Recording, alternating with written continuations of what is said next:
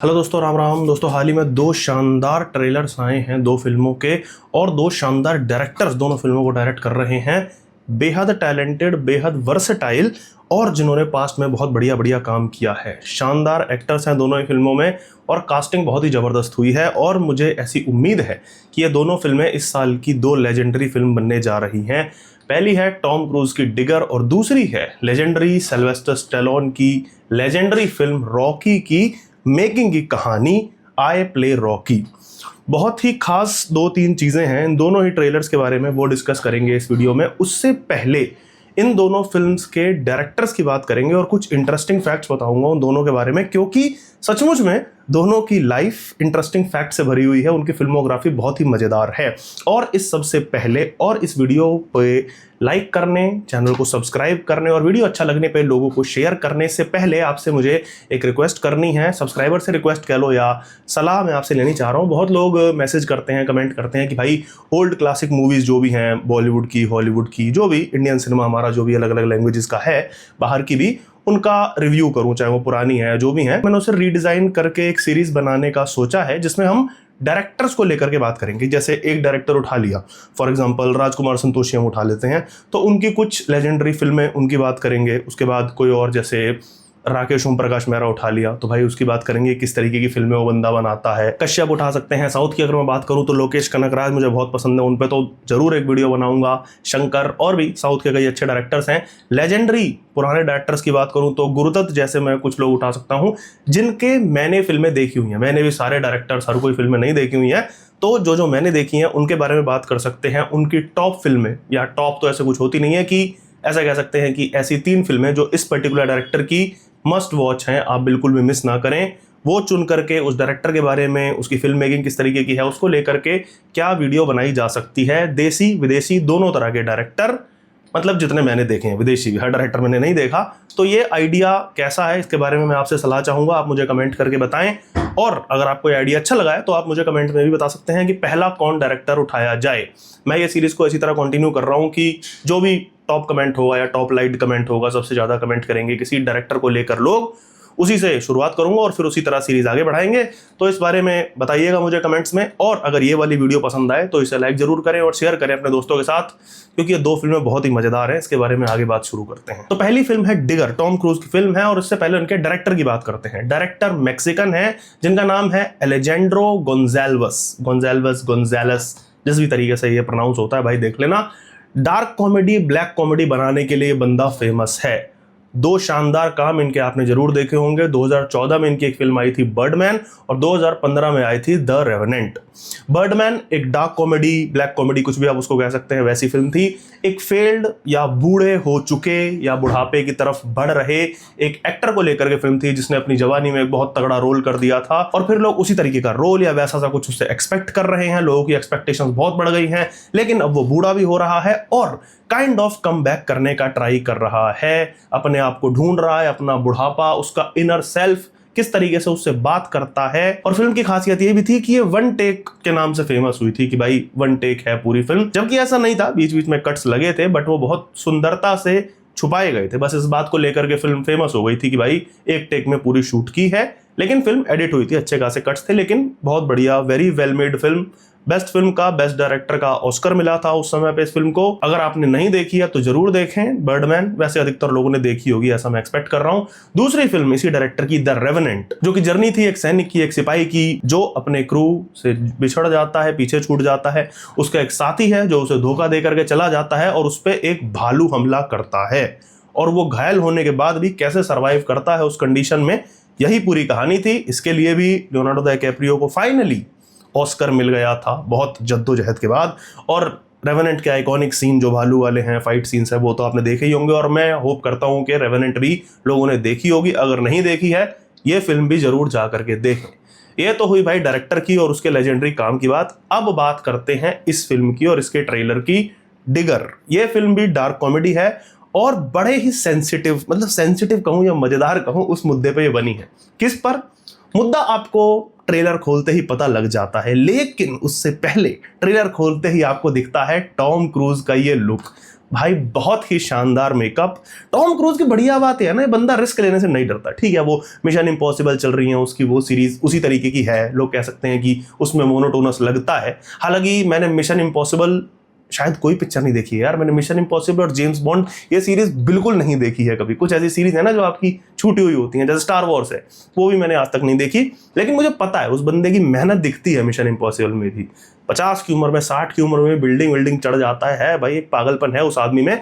लेकिन उससे बड़ा पागलपन ये है कि वो इस तरह के एक्सपेरिमेंट से डरता नहीं है। ये लुक देखिए आप, शानदार भाई। ट्रॉपिक थंडर जिन लोगों ने देखी है उनको पता होगा, मुझे एकदम वही याद आ गई। कोई पहचान नहीं सकता, कोई नहीं कह सकता कि ये 60 साल का एक्टर है जो 70-80 साल के बुड्ढे का रोल कर रहा है। मोटा माटी ट्रेलर से हमको ओवरऑल प्लॉट पता चल जाता है। टॉम क्रूज का हमारा जो कैरेक्टर है वो डिगर रॉकवेल बने हैं, जो कि एक बिजनेसमैन है। रॉकवेल यूनाइटेड कंपनी के मालिक हैं। पेट्रोल कंपनी है या एनर्जी कंपनी है या जिस भी तरह का फ्यूल वो बनाती है, वैसी सी कंपनी है। ग्रीनलैंड या उसके आसपास बेस्ड है। ये बंदा जो कि गजब का बकर आदमी है, एक नंबर बकचोद आदमी है, ये आप ट्रेलर देख के ही समझ जाओगे। अब क्या है, इसको तगड़ी जिम्मेदारी मिल गई है, और ऐसी वैसी जिम्मेदारी नहीं है, पूरी मानवता को बचाने की जिम्मेदारी है। और ये सब हुआ कैसे, यहां तक हम पहुंचे कैसे? क्लाइमेट चेंज हो रहा है या जो भी तरीके की प्रॉब्लम्स आ रही हैं, उससे बाढ़ आती है, सुनामी आती है, जिसके कारण न्यूक्लियर प्लांट डैमेज हो जाता है और दुनिया पे न्यूक्लियर रेडिएशन का खतरा बढ़ जाता है। ये सब चल रहा है ग्रीनलैंड में और उसके आसपास। और इस सब के कारण के बीच में ये बंदा क्यों है हमारा प्रोटैगनिस्ट? हाँ, यही कहना चाहिए भाई से, प्रोटैगनिस्ट तो है, हीरो तो है। तो ये इसके सेंटर में क्यों है? अभी तक जो देख करके लग रहा है, टॉम क्रूज यानी डिगर का जो कैरेक्टर है, उसे इस सब के बारे में पहले ही पता था कि ये सब हो सकता है। उसे वार्निंग मिली थी कि भाई अपनी कंपनी को इधर उधर डिस्प्लेस कर लो या जो भी बचा लो, पर उसने ऐसा नहीं किया। और वजह क्या थी? पैसा भाई, उसको पैसा बनाना था, सीधी बात है। लेकिन अब यूएस का जो प्रेसिडेंट है, यूएस की जो सरकार है, वो कह रही है कि इस सब मुसीबत में हमें इस बंदे ने डाला है और यही हमें इससे निकालेगा, इसकी रिस्पॉन्सिबिलिटी है। मजेदार डायलॉग है कई।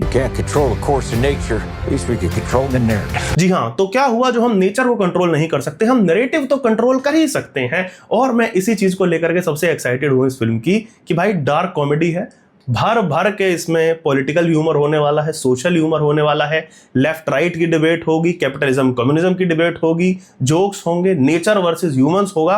ये सब मैं एक्सपेक्ट कर रहा हूं इस फिल्म से। ऐसे ही 2-3 मजेदार डायलॉग्स डाले हैं प्रोमो में। They only know the facts, story is yet to be told. और ट्रेलर के अंत में जो ड्रम रोल है, बढ़िया लगा मुझे ओवरऑल ट्रेलर। कास्ट की बात करूं तो टॉम क्रूज तो है ही, साथ में है रिज अहमद जो गणेश के रोल में है। इंडियन बंदा जो शायद व्हाइट हाउस की तरफ से या रॉकवेल की इस कंपनी में मैनेजर है या कुछ तो है, जो उसके साथ ये सब चीजें मैनेज कर रहा है। जॉन गुडमैन प्रेसिडेंट बने हैं। सैंड्रा ह्यूलर एमा के रोल में है। जेसी प्लेमोन्स भी है फिल्म में, शानदार एक्टर है। अगर आपने बुगोनिया नहीं देखी है तो अभी आई थी, देखिएगा, बहुत बढ़िया फिल्म है और उस बंदे ने एक्टिंग भी बहुत बढ़िया की है। जो मजेदार चीजें इस फिल्म में मुझे लग रही हैं, या फिर मैं कहूं कि what I am looking forward to, पहली तो टॉम क्रूज की एक्टिंग देखनी बढ़िया होगी कि भाई 70-80 साल के रोल में, इस टाइप के बूढ़े रोल में, जो कि बकैत भी है, कॉमेडी भी कर रहा है, वो देखने में मजा आएगा। और देखेंगे कैसा करते हैं टॉम क्रूज। और जैसा कि मैंने कहा, अमेरिकन पॉलिटिक्स इन्वॉल्व है पूरे में, रियल लाइफ इंस्टेंसेस को लेकर के सटायर मारे होंगे, जोक्स की फॉर्म में डाला होगा, तो वो भी देखना इंटरेस्टिंग होगा। भाई B2 बॉम्बर वगैरह दिखाया गया है ट्रेलर में, तो मजा आएगा वो सब देखने में। थिएटर एक्सपीरियंस लेने में भी मजा आएगा। बाकी IMAX तो मत देखना, क्योंकि मैंने इन लोगों का कोड जो है क्रैक कर लिया है, हॉलीवुड वालों का तो खासकर भी। जहां भी एक्सपीरियंस इट इन IMAX लिखा हो ना, कतई मत देखा करो IMAX में, जब तक शॉट इन IMAX या फिर एटलीस्ट शॉट फॉर IMAX नहीं लिखा है। ये एक्सपीरियंस वाला जो है ना, ये असली हगास है, मूर्ख बनाने की टेक्निक है। 200-300 रुपए आपसे एक्स्ट्रा लेने हैं टिकट के। बाकी विजुअली फिल्म ठीक लग रही है। ग्लेशियर्स, शिप वगैरह दिखाए गए हैं, प्लेन्स के शॉट्स हैं, POV शॉट्स हैं। बाकी म्यूजिक की बात करूं तो ट्रेलर में भाई थंपिंग टाइप का एंथुजियास्टिक फील देने वाला म्यूजिक है कि भाई कोई मिशन पे जा रहा है हमारा बंदा। बट सबसे इंपॉर्टेंट और इंटरेस्टिंग चीज वही फिल्म का ह्यूमर, जो कि डार्क ह्यूमर होने वाला है। पॉलिटिक्स पे, जनता पे, नेचर पे जोक्स होंगे, वो सब देखने में मजा आएगा। 26 अक्टूबर को फिल्म आ रही है, तो लेट्स सी, देखते हैं क्या मिलता है इनकी टकसाल में, इनके पिटारे में, और कैसी होती है film digger. Next, Rocky, more precisely I play Rocky. Director भाई इसका भी एकदम गजब है। पीटर फेरले, बॉबी फेरले दो भाई हैं जिन्होंने dumb and dumber, duology, me myself and Irene जैसी कई कॉमेडी फिल्म्स इन्होंने बनाई हैं। लेकिन पीटर ने अकेले मतलब इंडिविजुअल काम जो किया है वो एक लेजेंडरी फिल्म बनाई थी, इसका नाम था ग्रीन बुक। ऑस्कर मिला था इसको भी और वेरी वेल डिजर्विंग थी। यह उन सालों की बात है जब ऑस्कर सही में जेन्युइन हुआ करते थे, सही फिल्मों को मिला करते थे। इस पूरे दशक में, पिछले वाले में, कुछ बहुत अच्छी फिल्मों को ऑस्कर मिले हैं, चाहे वो बेस्ट फिल्म की बात हो, चाहे बेस्ट एक्टर की बात हो। ग्रीन बुक उनमें से एक थी। ट्रू स्टोरी पर यह फिल्म बेस्ड थी। डोनाल्ड शिरले नाम के एक ब्लैक म्यूजिक कंपोजर जो कि पियानिस्ट भी थे, और उनका ड्राइवर कम बाउंसर कम असिस्टेंट जिसका नाम था फ्रैंक, जिनको टोनी लिप के नाम से भी लोग जानते थे, उन दोनों की यह कहानी है। और यह तब की कहानी थी जब 60s का वो दौर था यूएसए में, जब ब्लैक लोगों के लिए कुछ स्पेशल रूल्स एंड रेगुलेशंस बनाई जाती थी। एक ग्रीन बुक जिसमें सब लिखा होता था कि ब्लैक लोग किन रेस्टोरेंट्स में जा सकते हैं, कौन से होटल्स में, मोटेल्स में रुक सकते हैं, और भी कई इस तरीके के रूल्स, क्योंकि उन पर जो रेशियल अटैक्स होते थे उसका डर रहता था। ऐसे में टोनी नाम का हमारा इटालियन व्हाइट आदमी किस तरह अपने बॉस शिरले, जो कि एक ब्लैक आदमी है, उसे एक पूरे म्यूजिकल टूर पर लेके जाता है जो कि उसी का टूर था, और इस पूरे टूर के दौरान उसे प्रोटेक्ट करता है। क्या क्या उन्हें मुसीबतें आती हैं और वो लोग उनसे कैसे डील करते हैं, और शिरले भी किस तरह टोनी को हेल्प करता है अलग अलग चीज़ों में।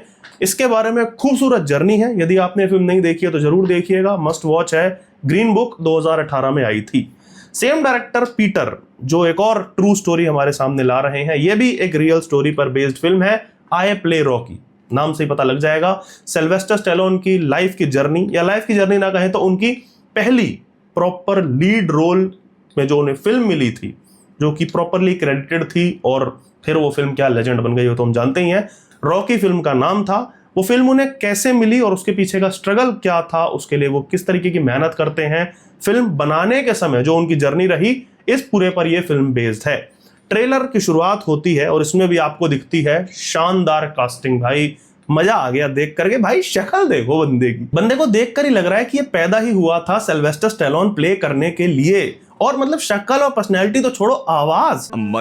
Acting's what I live and breathe for. जिनको सिल्वेस्टर स्टैलोन की असल स्टोरी नहीं पता है, बता देता हूं थोड़ी सी शॉर्ट में। इस बंदे की कहानी भी तगड़ी रही है, लाइफ स्टोरी तगड़ी रही है, पैदा होने से ही, और लिटरली पैदा होने से ही, क्योंकि डिलीवरी के टाइम ही कुछ कॉम्प्लिकेशन हुई थी इनको, जिसके कारण इनके आधे मुंह पे लकवा मार गया था, काइंड ऑफ पैरालाइज्ड हो गया था इनका मुंह, जिसकी वजह से उनका मुंह थोड़ा सा टेढ़ा भी दिखता है, आपने देखा होगा। अभी तो बुढ़ापे की वजह से थोड़ी खाल भी लटक गई है, लेकिन पहले भी हल्का सा उनका मुंह टेढ़ा था और उन्हें बोलने में भी समस्या होती थी। इसी कारण स्कूल में, कॉलेज में बुली होने से बचने के लिए सिल्वेस्टर ने बॉडी बिल्डिंग शुरू कर दी। उसके बाद फिल्म इंडस्ट्री में घुसने के लिए जो भी स्ट्रगल किया, उनका फेस, उनकी आवाज, इसके चलते उन्हें नकार दिया जाता था कि भाई ये क्या ही कर लेगा, अपनी आवाज देखी है। फिल्म में ट्रेलर में एक जगह डायलॉग भी है, You don't got the looks to be a movie star. Not to mention, you talk like you got rocks in your mouth. इसी कारण, उनके फेस के कारण और उससे भी ज्यादा उनकी आवाज के कारण सिल्वेस्टर स्टैलोन को शुरुआत में रोल्स मिलने में बहुत दिक्कत आई थी। बहुत कम लोगों को पता है कि सिल्वेस्टर ने सॉफ्ट पॉर्न मूवीज में भी काम किया है। इसके साथ ही छोटे मोटे अनक्रेडिटेड से रोल करते थे, कहीं पीछे खड़े हो गए भीड़ में। होटल में काम किया इस बंदे ने, वैली पार्किंग बॉय की तरह काम किया इस बंदे ने। लेकिन ये सब स्ट्रगल खत्म होता है 24 मार्च 1975 को, जब स्टैलोन ने, उनके अकॉर्डिंग, उन्होंने मोहम्मद अली और चक वेपनर के बीच की फाइट देखी, जिसके बाद इस बंदे ने रॉकी की स्क्रिप्ट लिखी और उसका पहला ड्राफ्ट इस बंदे ने 3 दिन में खत्म कर दिया था।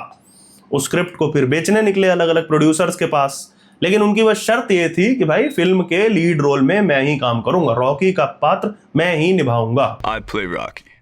I have no idea what that means. लेकिन प्रोड्यूसर्स इन्हें रोल देना नहीं चाहते थे। बहुत पैसा ऑफर हुआ कि भाई स्क्रिप्ट तो अच्छी है, लेकिन ये चुपचाप बेच दो, तुम अपनी शक्ल देखो, अपनी आवाज देखो, तुम हीरो नहीं बन सकते हो, बेच दो। लेकिन इस बंदे ने स्क्रिप्ट नहीं बेची, नहीं माना, और फाइनली फिल्म बनाने के लिए इस बंदे को $1 मिलियन का बजट मिल जाता है। लेकिन प्रोड्यूसर जो थे वो फिर भी चतुर थे, सियाणे थे। उनको लग रहा था कि इतना पैसा तो दे दिया है, कम है वैसे तो, लेकिन ये हक देगा। उनको लग रहा था कि ये मैनेज नहीं कर पाएगा। लेकिन सिल्वेस्टर स्टैलोन ने फुल कॉस्ट कटिंग करते हुए पिक्चर बनाई, रियल लोकेशंस पे, रियल टाइम पे, आधी से ज्यादा चीजें ओरिजिनल की, जो अपनी वो प्रैक्टिस करते ही थे बॉडी बिल्डिंग में, वर्कआउट में, वो सब उन्होंने अपना ओरिजिनल यूज किया। और फिल्म फाइनली तैयार होती है और इसको भी ऑस्कर मिलता है। और यही स्टोरी, यही जर्नी अब पीटर दिखा रहे हैं एंथनी को लेकर। और ट्रेलर देख के लग रहा है कि भाई मेहनत तो इस बंदे ने भी सिल्वेस्टर की टक्कर की ही की है।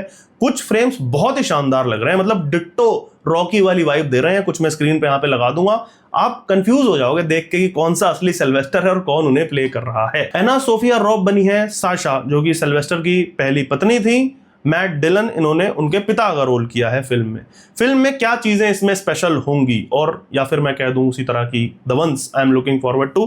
पहली तो कूडोज टू मेकअप टीम, भाई एक्टर का चेहरा भले ही काइंड ऑफ सिल्वेस्टर से मिलता जुलता हो, कास्टिंग टीम ने तो बढ़िया काम किया है, लेकिन थोड़ा बहुत जो टचअप किया गया है और वो आंखों के आसपास जो पता नहीं किस तरीके से बड़ा किया है उनकी आंखों को, जो भी किया है एकदम डिट्टो कॉपी बना डाला है। अब देखना है कि एक्टिंग कैसी करता है बंदा। Looking forward for Anthony's acting.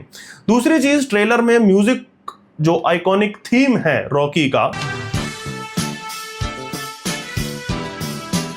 Trailer में बहुत ब्यूटीफुली बजा है। 35 सेकंड से ही शुरू हो जाता है और खाली हुक का भी जो मेन पार्ट है वो साउंड की तरह बज रहा है और धीरे धीरे धीरे अपलिफ्टिंग सा वाइब देता है। वो म्यूजिक अपलिफ्ट हो रहा है, जैसे ड्यून का अगर आपने फर्स्ट वाला ट्रेलर देखा होगा, उसमें भी पूरे ट्रेलर में म्यूजिक अपलिफ्ट हुआ है। 2 या 3 या 4 बार उसमें तो हुआ है, धीरे धीरे धीरे करते 3 बार उसके नोट्स चढ़ते हैं। यहां भी लगभग वैसा ही हुआ है, 6 बार बीच बीच में केवल वो हुक का पार्ट बजता है और फाइनली अराउंड 2 मिनट पे ट्रेलर में थीम पूरी तरह बजता है। बहुत स्मार्टली डाला है, बहुत स्मार्टली ट्रेलर भी काटा है। अगली चीज जो बढ़िया है, यहां कुछ लोगों को लगेगा कि यार वो मिमिक करता हुआ लग रहा है। ऐसे रोज में कई बार हमको लगता है कि यार वो ना बस शक्ल उसकी सेम है और वो ऐसा लग रहा है कि कॉपी कर रहा हो सिल्वेस्टर को या फिर स्पूफ बना रहा है।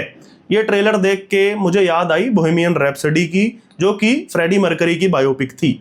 वहां भी रमी मलिक को देख के कई लोग कह रहे थे कि यार ये ऐसा सा लग रहा है मिमिक वाला, लेकिन जो परफेक्ट उन्होंने फ्रेडी मर्करी किया था, लुक वाइज तो था ही, एक्टिंग में भी उस आदमी ने फाड़ डाला था। यहां भी मैं होप करके चल रहा हूं कि उस लेवल को टच कर पाएंगे एंथनी। कुछ सीन्स, कुछ शॉट्स उस फिल्म में भी बहुत आइकॉनिक थे, क्योंकि वो आइकॉनिक मूवमेंट्स थे, जैसे कि फ्रेडी मर्करी का लास्ट शो था, चैरिटी शो जो था। यहां भी कई ऐसे शॉट्स हैं जो एकदम वही वाइब दे रहे हैं असली रॉकी वाली। ऐसे में देखने में और मजा आएगा कि फिल्म में कैसे उन्हें ब्लेंड किया गया है। यह फिल्म आ रही है नवंबर में, सो लेट्स सी। दोनों फिल्मों को लेकर के मैं बहुत होपफुल हूं, क्योंकि डायरेक्टर्स भी और एक्टर्स भी दोनों के ठीक ठाक मेहनती लग रहे हैं, स्किल्ड लग रहे हैं। बाकी जिस एक और फिल्म को लेकर के मैं होपफुल हूं, दी ऑडिसी। कोशिश करूंगा 17 जुलाई की शाम तक या फिर 18 जुलाई की सुबह तो डेफिनेटली ऑडिसी का रिव्यू आ जाएगा चैनल पे। लेकिन उससे पहले, और अगर आप ऑडिसी देखना प्लान कर रहे हैं उससे भी पहले, मेरी ये वीडियो जरूर देखिएगा, यहां पे कहीं लगा दूंगा लिंक। और क्यों हर इंडियन को ऑडिसी फिल्म देखनी चाहिए, ये देखने के लिए आपको ये वीडियो जरूर देखनी चाहिए। वीडियो खत्म करने से पहले डायरेक्टर सीरीज को लेकर के एक बार दोबारा आपको रिमाइंड कराना चाहूंगा, कमेंट करे बिना ना जाएं कि ये सीरीज कैसी रहेगी और पहला डायरेक्टर कौन सा है जिस पे वीडियो बनाई जाए। देसी विदेशी जो भी आप करना चाहें कमेंट कर सकते हैं। जो सबसे ज्यादा लाइक्ड होगा, टॉप कमेंट होगा, उसको चुना जाएगा, उस पर वीडियो बनाएंगे। तब तक ये वीडियो लाइक करें, चैनल को सब्सक्राइब कर दीजिएगा अगर आपने नहीं किया है तो, और वीडियो शेयर करना बिल्कुल ना भूलें।